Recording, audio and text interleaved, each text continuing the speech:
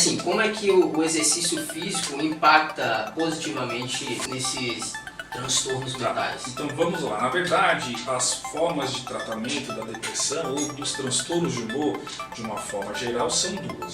Nós temos o tratamento farmacológico e o tratamento não farmacológico.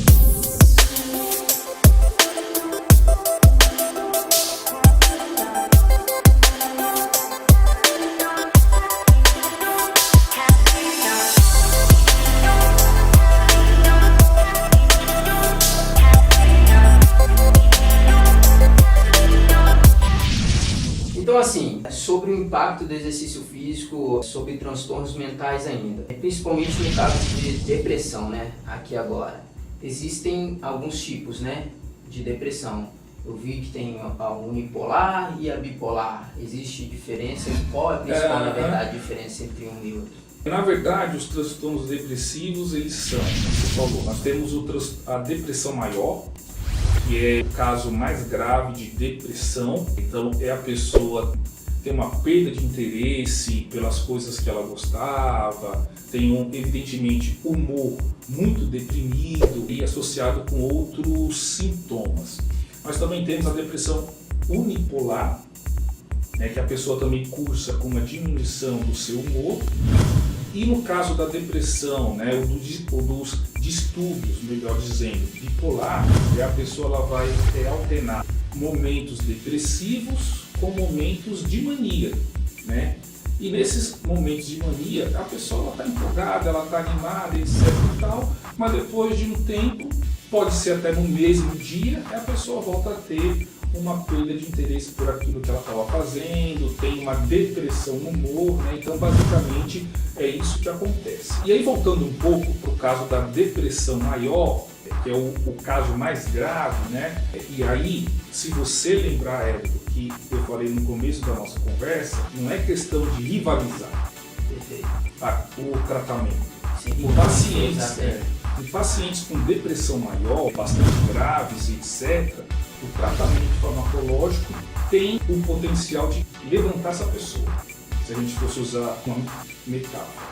E depois que essa pessoa ela reagiu, aí ela tem condições de começar um programa de atividade física e se manter nesse programa, tá certo? Porque não adianta ela começar um programa e ficar 2 semanas, ela tem que ter capacidade de se manter, né? De se manter durante um certo tempo para o exercício ter os seus potenciais benefícios. Eu gostaria também de chamar a atenção também que no caso dos pacientes com depressão maior, 15% desses pacientes têm comportamento suicida. Isso é algo muito grave, né? Então, nós estimamos, né? Nós não, mas as sociedades científicas, né, que por ano são perdidas por volta de 900 mil vidas por conta de suicídio.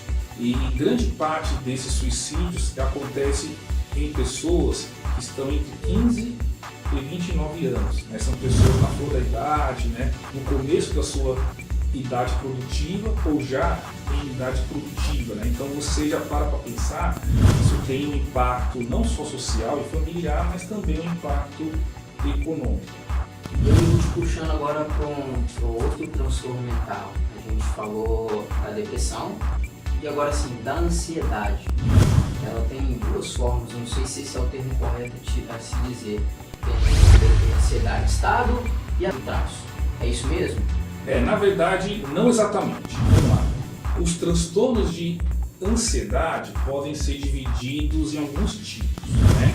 Nós temos as fobias, né? Por exemplo, pessoas que têm medo de ficar em lugar fechado, medo de cobra, medo de algum animal, de alguma situação. Isso a gente pode classificar como fobia.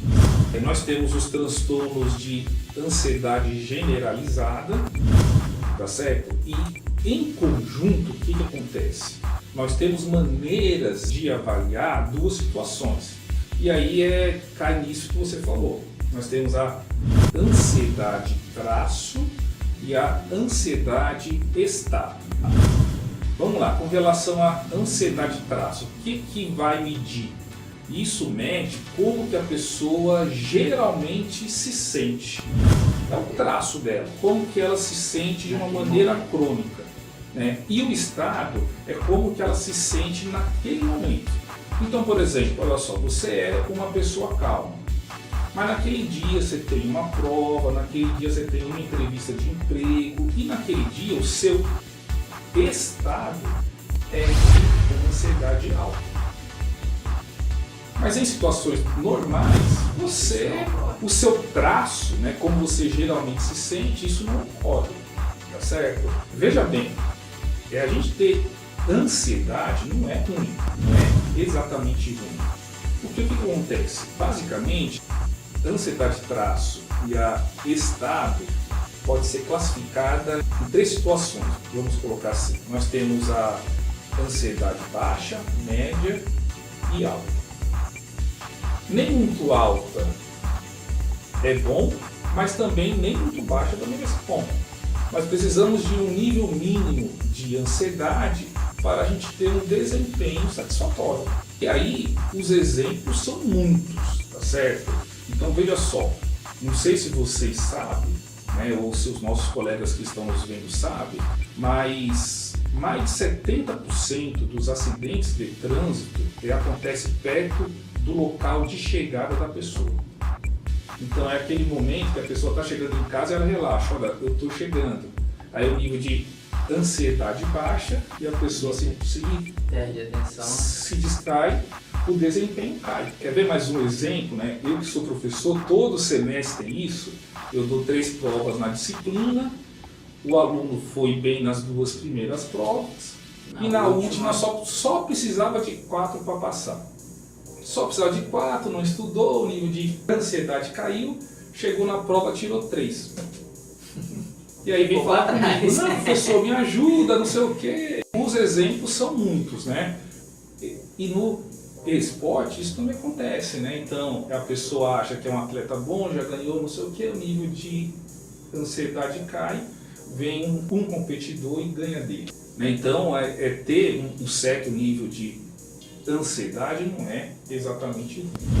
Perfeito.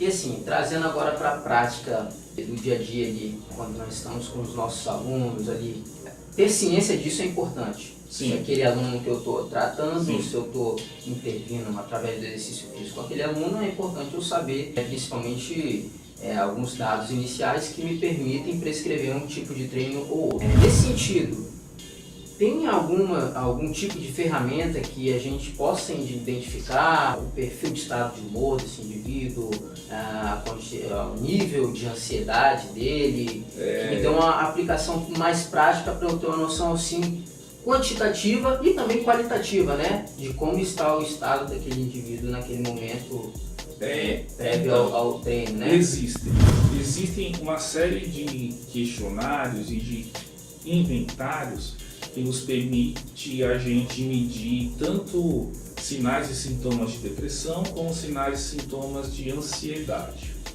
Vamos lá, o que acontece? No campo da pesquisa, que é o local que eu estou, né, dentro de uma universidade, dentro de um laboratório, não há qualquer impedimento que a gente use esses questionários, mesmo eu não sendo um profissional da psicologia. Agora, no dia a dia, na prática, etc., aí o uso desses questionários para diagnóstico, eles são privativos do profissional da psicologia, né? Então tem que tomar cuidado com isso. Mas assim, respondendo a sua pergunta, nós temos questionários para medir depressão. O principal é o inventário de depressão de Beck, né? Nós temos também a escala geriátrica de depressão, né, que serve para medir sintomas depressivos em pessoas idosas. Temos também uma escala que mede depressão em crianças e adolescentes, né? E a mesma coisa vale também para os níveis de ansiedade, né? Com relação à ansiedade, o principal questionário ou a principal escala, vamos colocar assim, chama-se IDAT. E aí tem as 2 formas, né? Tem o IDAT estado e o IDAT traço. De novo, o traço mede como que a pessoa geralmente se sente e o estado mede como que a pessoa está naquele momento. Perfeito. Então, eu acho que Assim, a gama de informações aqui foi muito grande, né? Totalmente enriquecedora e sem dúvidas a qualidade da informação não tem nem como a gente explicar. E isso acho que, sem dúvida, para quem não está nos vendo, pode ser um instrumento para melhorar a aplicação ali do treinamento durante o dia a dia, até passar a entender um pouquinho mais sobre transtornos que muitas vezes não temos fácil acesso a entender um pouquinho melhor sobre um tipo ou outro.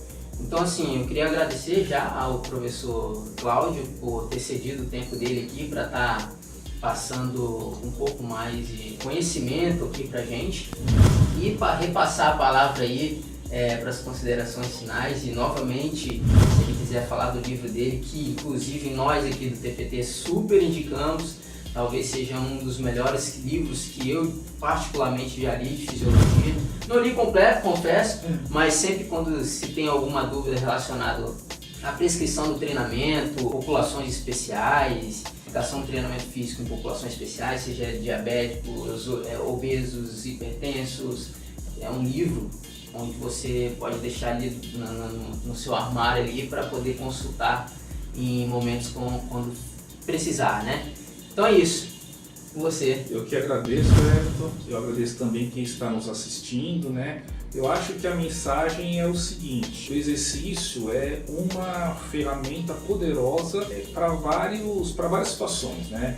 Para aquela pessoa que quer ter hipertrofia muscular, que quer aumentar o consumo máximo de oxigênio, para prevenção e tratamento de doenças, né? E guardem esse recado. O exercício ele é um medicamento, ele é uma pílula.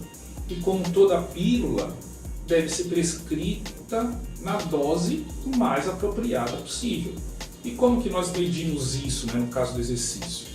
Intensidade, frequência e duração semanal ou duração de cada sessão, né? Então, a correta manipulação dessas três variáveis é que faz a diferença. Então, se o profissional ele conseguir manipular essas três variáveis de forma muito apropriada, de forma bem objetiva, ele com certeza ele será uma pessoa diferenciada no mercado de trabalho. E eu agradeço. Sensacional. Então, para você aqui que chegou até o final desse vídeo, já dá aquele joinha, se você estiver pelo YouTube, se pelo Instagram, marca aqui um colega de profissão para ele ficar por dentro dessas informações também, que esse simples ato que você fazer de dar um joinha, marcar um colega, vai ajudar aí essas informações chegar o mais longe possível e quem sabe poder ajudar outros profissionais e outras pessoas. É isso, ficamos por aqui, até a próxima.